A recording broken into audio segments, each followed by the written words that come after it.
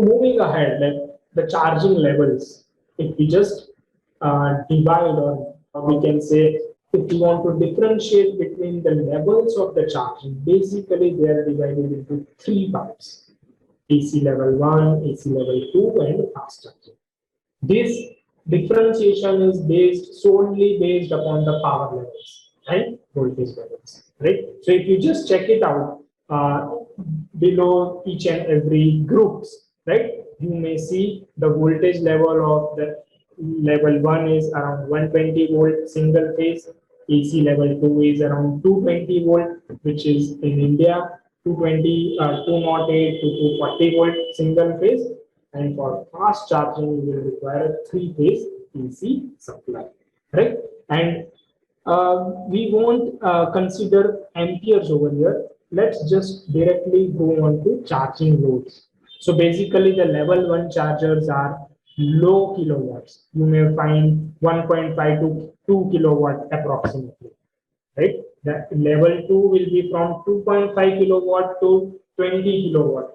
That is the level 2 type of charging. In India, the standard is for the level 2 charging, and for a single phase, it is maximum 3.3 kilowatt charging possible.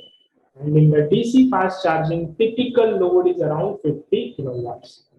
Just imagine 1 kilowatt, 3.3 kilowatt, and 50 kilowatts. So this 50 kilowatt DC fast charging, typically it would be used for the electric buses, electric trucks, and heavy vehicles, right? So as the power level increases, you may observe that the charging time will reduce, right? So in AC level 1 charger, around per hour 3 to 5 miles can be basically charged, while in level 2 per hour 10 to 20 miles can be charged, while a DC fast charging in just 20 to 30 minutes, 80% of the battery can be fully charged, right? So this is the basic differentiation, or like we can say types of the level charging levels which are available. So now let's talk about the EV charging profile. It is a, I would say, typical interview question, because everywhere, if you are going for a like charging interview, right, for a role where you have to develop chargers, or you are into the team of chargers, right? This concept will be very much important for you. So how this charging profile works, and why is it called a CCCV charging profile? One thing, make it very clear: all the lithium-ion batteries, they will be charged with only constant current, constant voltage topology. It is, this topology is same in all the lithium-ion battery packs. Just the level of currents and voltage may differ, but the profile will remain the same. Right? So now let's talk about this, how this profile normally works. Right? So when you start the charging, right, this blue line, what you see over here, this blue line is actually showing you the currents. This red line is actually the voltage, this one voltage, and this dashed line, dotted dashed line, is the actual capacity of the battery, right? So initially when you start the charging, the voltage will be around 2.5 to 3 volts, right? And you observe currently that a horizontal line is there, means a constant current level is maintained initially, right? You may see the current level is, charging current is 100%, means at rated capacity of the charger, currently it is being charged, right? Till what level it will be charged? When you see that it is constant current, the voltage of the battery is drastically rising up. Initial level it is rising very fast, then it is being getting slowed down. Now, till this is the point till which the constant current will keep on doing it, right? Now, what is this point? It is the charging voltage point. Basically, you might have learned or you might be knowing that a lithium-ion battery, the charging voltage of a lithium-ion battery is around 4.2 volts, right? So as soon as the battery voltage reaches 4.2 volt, till then there would be constant current type of charging.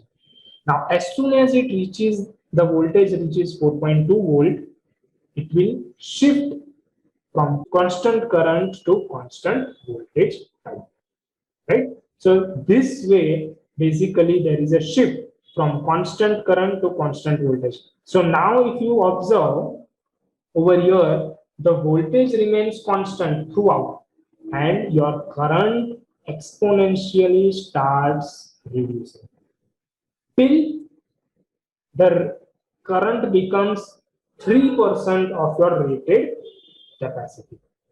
So when it reaches the 3% of your rated capacity, at that time the charger will be switched off, or you may be intimated that your battery has been fully charged, right? So now if you just observe from time perspective, say for example in this battery charging system, total time taken is 3 hours, right? And this constant current mode is up to say 0.75 hours, means around 45 minutes, right? So in 45 minutes, what observation you have is this is the charge capacity. Now, how much is the charge capacity? Around 60%. So in 45 minutes out of 3 hours, your 60% of the battery gets charged up. And in 1 hour, your 80% of the battery gets charged up. Means in just 1/3 of your total time, your 80% of the battery gets charged up. And 20% of further charging requires around 2 hours or the major time. So when you might be reading specifications from few of the manufacturer and they say that we charge the batteries in some 80% of the battery in 20, 30 minutes or 40 minutes. What do they mean by this? Is the up to 80% battery charging means just 1/3 time is taken.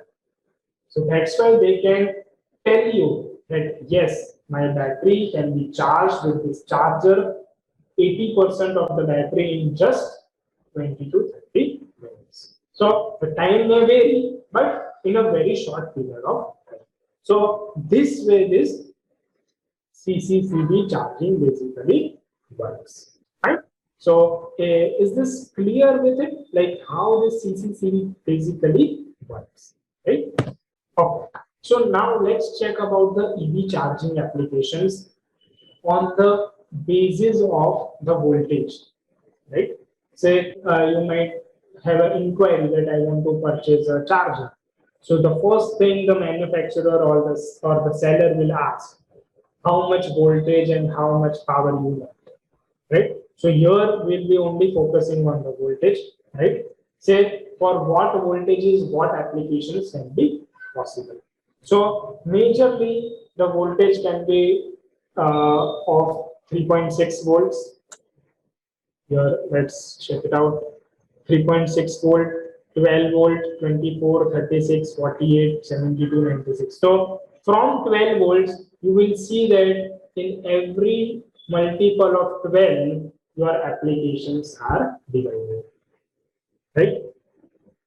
Maybe it's a 12 volt, 24, 36. Now, 3.6 volt, basically all your IoT applications or a single cell application, they work on a 3.6 volt. Your mobile phones, IoT applications, all they work on your 3.6 volts. A 12 volt, 24 volt voltages, they can be used for solar lights, LED lights, and all the 24 and 12 volt applications. Further moving, 36 volt specifically used by the electric bicycles. 48 volt, 72 volt, and 96 volt. They are used by electric two-wheelers and three-wheelers. And 96 volt can even be used by the electric cars. And more than 96 volt, it's say 120 volts, 300 volts, 400 volts. They are used by the basically electric cars, electric buses, and electric trucks. Right? So this way, basically, the charging systems have been basically how to differentiate the chargers based on the voltage levels and for what applications this can be used. You can everything find it over on this slide, right? And on the first column, you might even see that number of lithium-ion cells are written. How many cells are there? Either it is 1 cell, 4 cells, 7 cells. So based on, so if you go and into the sector of battery management system, the first column will be of importance. That how many cells you need to put in series to make your battery pack. And for your battery pack, which charging system you need to make to get your application charged. Right? So this way basically this charging application. So now let's check about the block diagram. Let's directly move into the PCB. That when you open the PCB or the printed circuit board of a battery charger, what all things will be there inside it. I am just focusing on the few of the modules which are there inside the electric charger. So first of all, from left to right, we will move on. So from left, there is an AC waveform that we get it from 220 volt AC plug from our electricity board, right?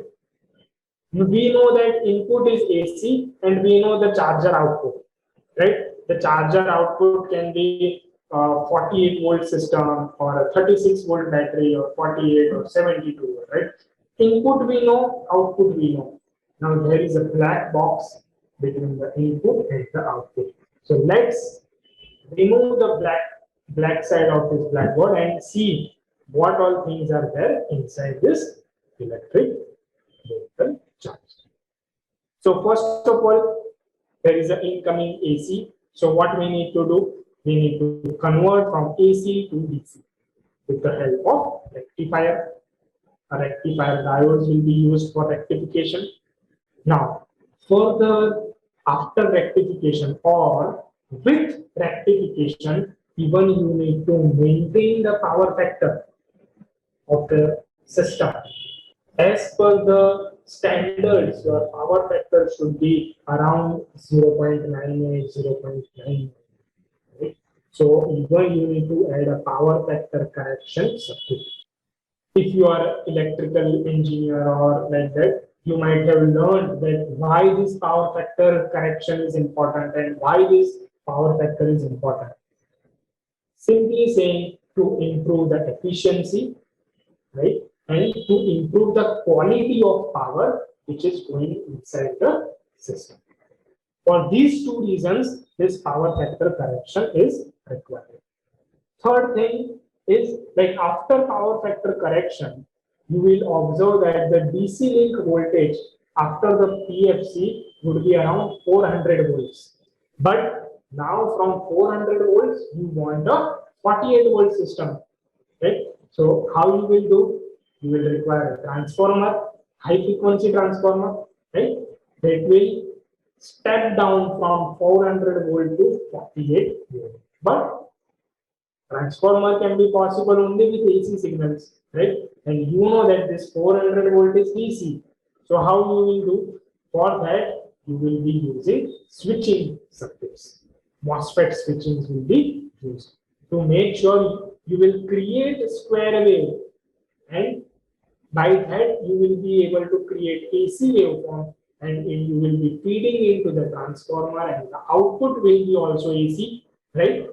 It will be transformed value, AC value.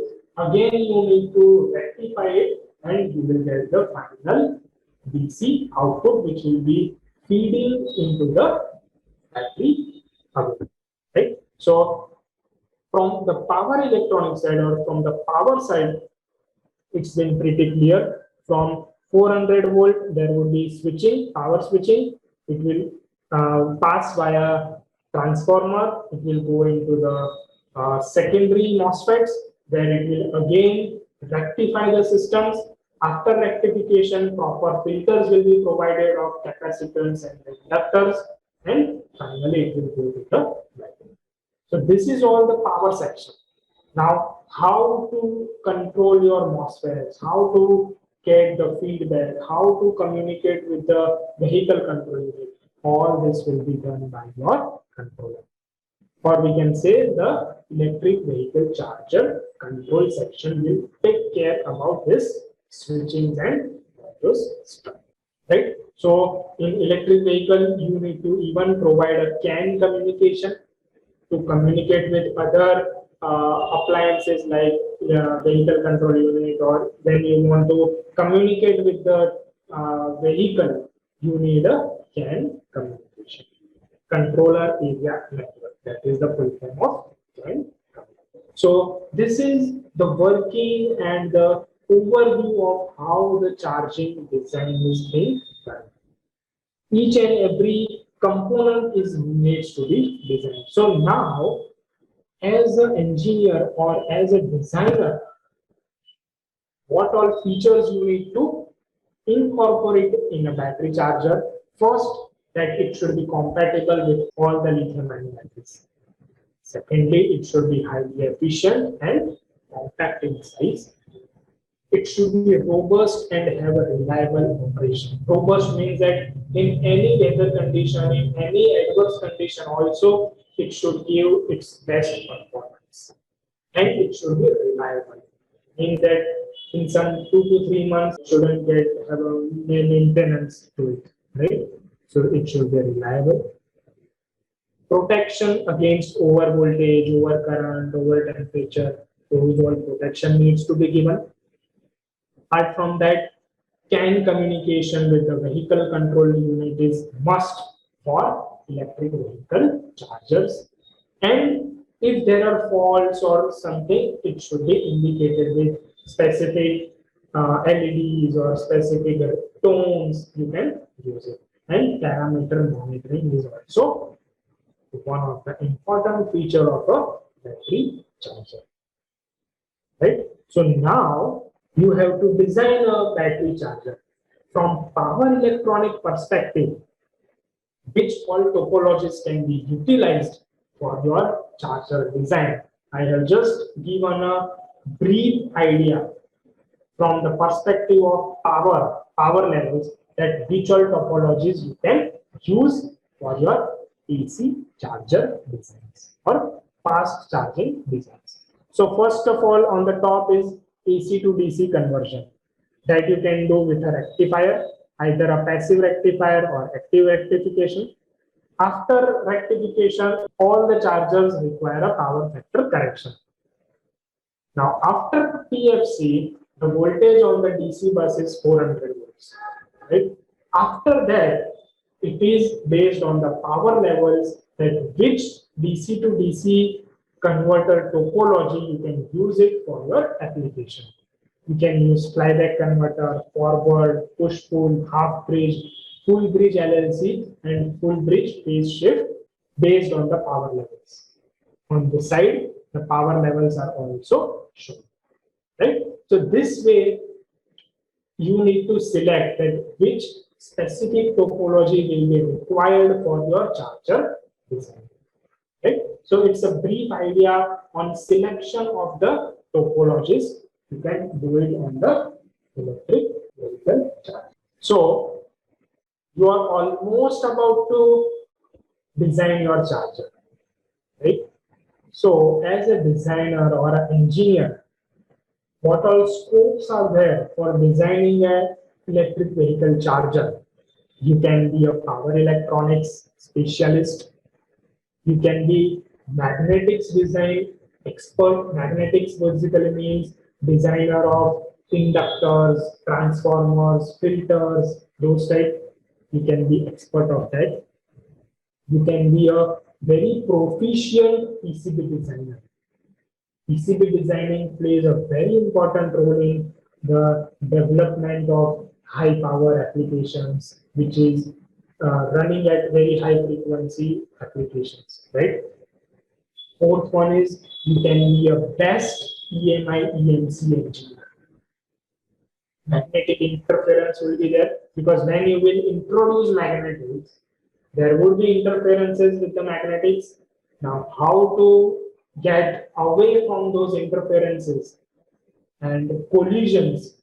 You can be a best engineer for EMI EMC specifications, and applications can be electric vehicle, solar, wind, white electronics. It can be anything, right? You can start your own business if you have got an expertise in a certain domain. You can start your own business, right? And you can even go for research fellowship to learn more at renowned institutes like IISc, IITs, NITs, right? Or even in foreign universities, you can have an opportunity. So these are the opportunities you can have while moving, like, and this is just for technical purpose.